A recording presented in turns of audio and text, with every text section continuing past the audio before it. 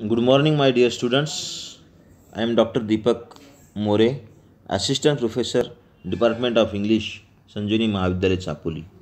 Today we are going to study about the prose, Learning from the West, written by N.R. Narayan Murthy. About the author, Nagwara Ramrao Narayan Murthy, who was born in a middle class Kannada Madhava Brahmin family on August 20, 1946 in Mysore. Since his father was a high school teacher, the financial condition of the family was very poor. Narayan Murthy completed his school education from a government school and then pursued his BE degree from the University of Mysore and postgraduate degree from Indian Institute of Technology, Kanpur. He is an Indian IT industrialist and the co-founder of Infosys, a multinational corporation providing business consultancy in technology, in engineering, and in outsourcing services. Narayan Murthy is married to Sudha Murthy, who is an engineer, a social worker, and an accomplished author. Narayana Murthy always raises his voice for various social issues in the country, such as elections, such as education, on unemployment, and even poverty. Narayana Murthy initiated his career as a chief system programmer at Indian Institute of Management, Ahmedabad. Later, he joined Patni Computer Institute at Pune. In 1981, Narayana Murthy founded Infosys with six other people. He served as the CEO, CEO means Chief Executive Officer of Infosys for 21 years and later was succeeded by co-founder Nandan Nilekani in March 2002. Infosys became the first company to be listed at NASDAQ. The long form of NASDAQ is National Association of Securities Dealers Automotive Contents in 1991. In 1996, it adopted its offices in Europe, Milton Keynes, United Kingdom in 2002. It was recognized as India's most respected company by the Business World Survey. He has received a number of awards.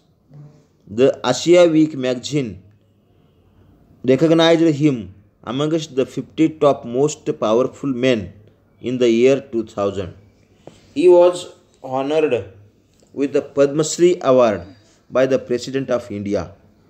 In 2001, the University of Pennsylvania awarded him the Wharton School's Dean Medal. He was also honored with the title Asia's Businessman of the Year by Fortune magazine in 2003. In 2008, he was felicitated with the Padma Vibhushan by the President of India. Then, introduction of the prose, Learning from the West. This prose is based on the speech of N.R. Narayana Murthy. This speech, Learning from the West, it was delivered by Narayana Murthy when he received the Lal Bahadur Shastri National Award for Excellence in Public Administration and Management Sciences 2001 from the Lal Bahadur Shastri Institute of Management. In his speech, as the most successful businessman in India, he argues that Indians need to incorporate certain Western maxims into their value system. Here, the author has spoken decisively about the role of Western values in contemporary Indian society. Some of the lessons he has learned from the West regarding values are applicable to the Indian society also. Here, the writer dwells on some of them. These are respect for the public good, accountability, intellectual independence, responsibility to the community, dignity of labor, acknowledging the accomplishments of others, professionalism, and respect for contractual obligations. Then, about the text of the Learning from the West, written by N.R. Narayana Murthy. The first para of the text, the writer suggests us that the prose Learning from the West is the speech was delivered by Narayana Murthy when he received the Lal Bahadur Shastri National Award for Excellence in Public Administration and Management Sciences in 2001 from the Lal Bahadur Shastri Institute of Management. In his speech, as the most successful businessman in India, he argues that Indians need to incorporate certain Western maxims into their value system. The author has spoken firmly about the role of Western values in contemporary Indian society.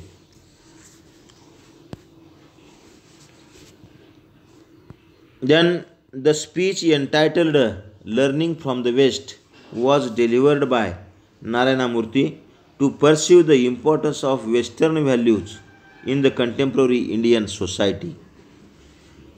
He come from a community that is built on strong values.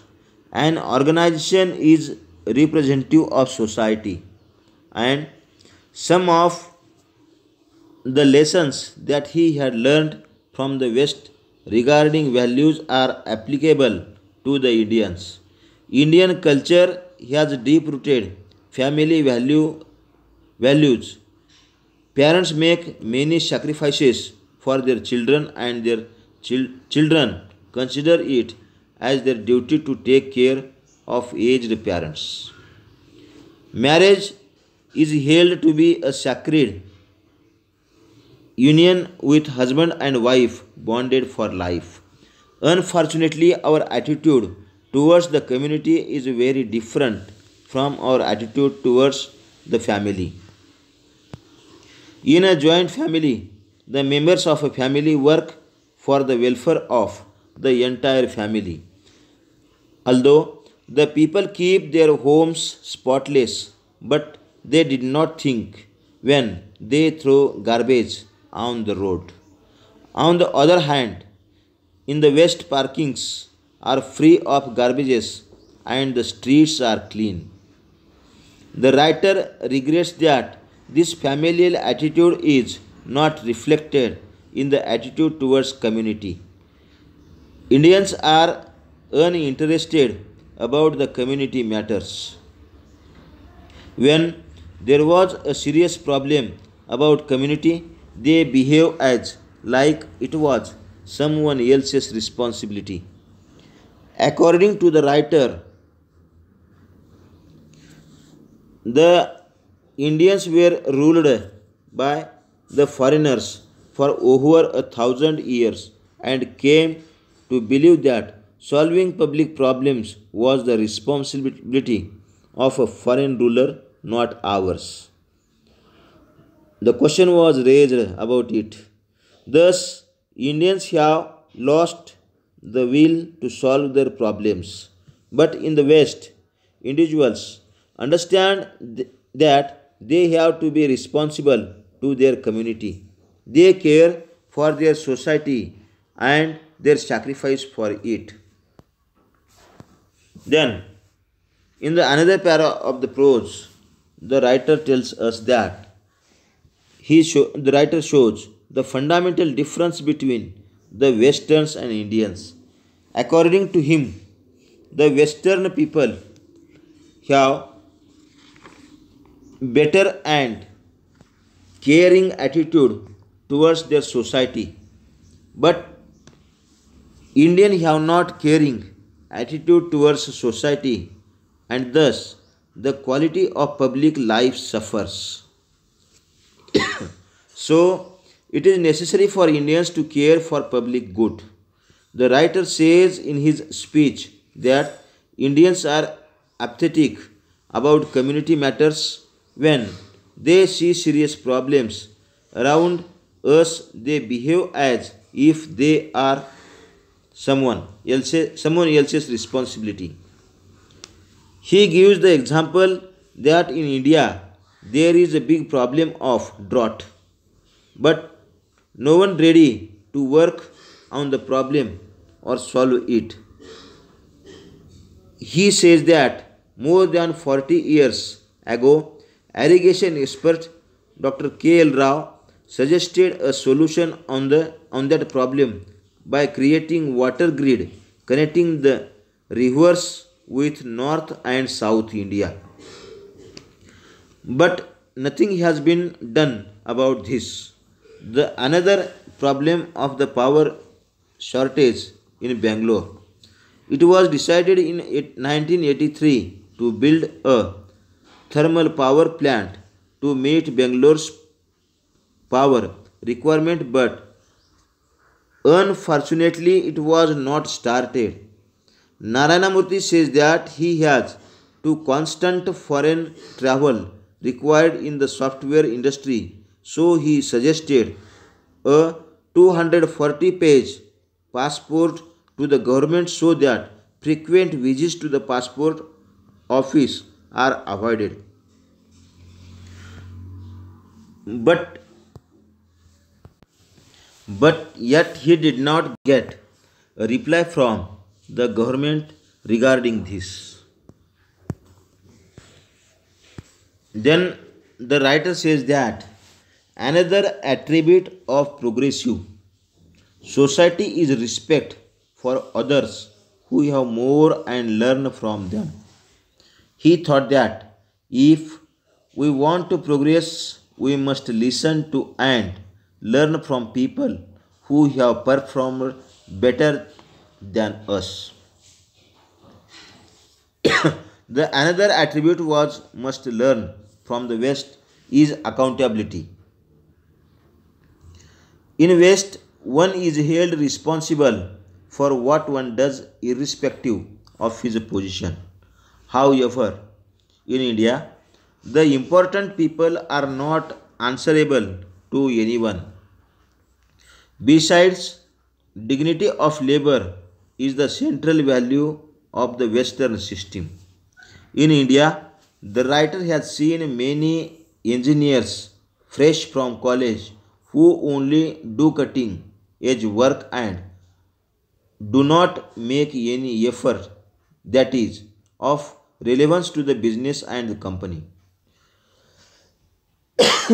Therefore, Indians need to change their mindset and respect everyone who puts in honest work.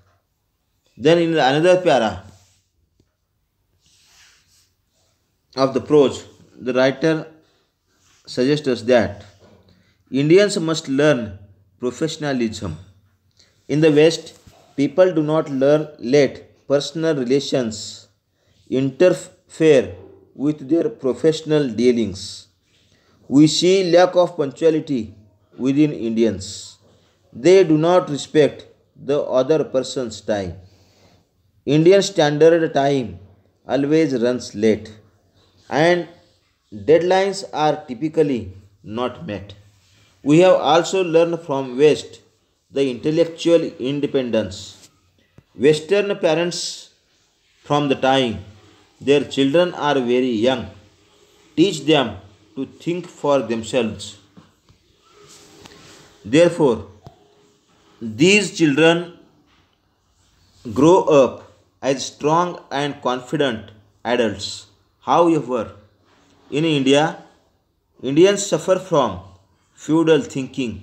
Even the bright people prefer to carry out the orders of their bosses, seniors. Indian need to overcome from this attitude if they want to succeed globally. To conclude, the writer stresses that the Western value system teaches respect for contractual obligations. However, the writer's experience in India in this regard is very unfortunate. The writer had given recommendation to many students for United States universities, but most of them did not return to India even though they were contractually obli- obligated to spend 5 years in India after obtaining their degrees. In the end, the writer underscores the importance of obligation and duties. He says that we are all aware of our rights as citizens, but we often fail to acknowledge the duty that accompanies every right. So we need to work together for a society where we would do unto others what we would have them do unto us and make our country great.